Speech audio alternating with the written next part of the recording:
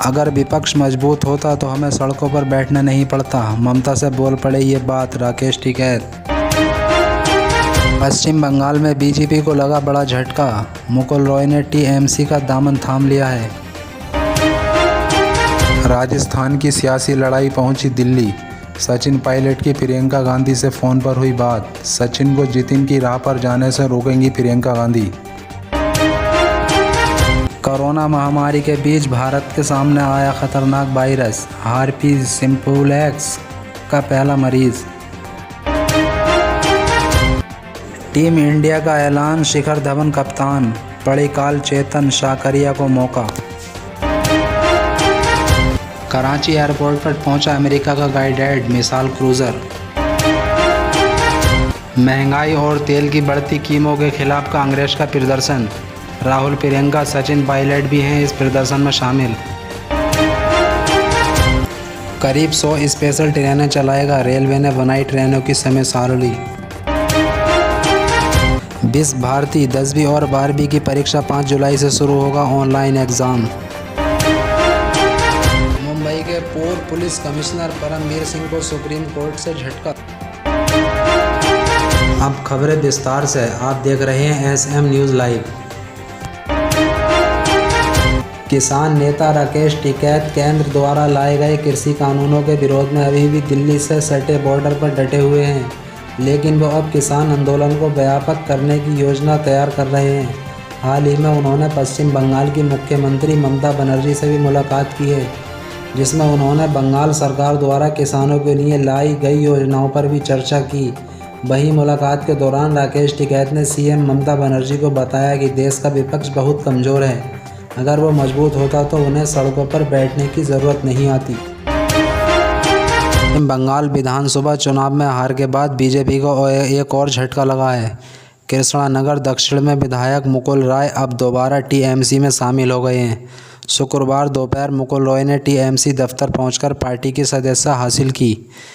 इससे पहले उन्होंने पार्टी मुख्यालय में ममता बनर्जी और दूसरे नेताओं के साथ बंद कमरे में बैठक की। मुकुल के साथ उनके बेटे शुभ्रांशु रॉय भी बीजेपी में शामिल हो गए हैं, हालांकि अभी आधिकारिक घोषणा होना बाकी है। राजस्थान में सचिन पायलट और उनके खेमे की नाराज़गी को लेकर एक और सियासी हलचल लगातार तेज हो रही है।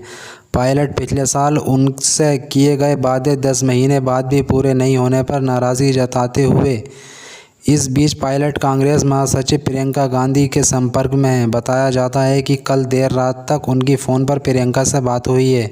बातचीत का ब्यौरा तो पता नहीं चला है, लेकिन माना जा रहा है कि पायलट ने प्रियंका से अपनी बात कह दी है।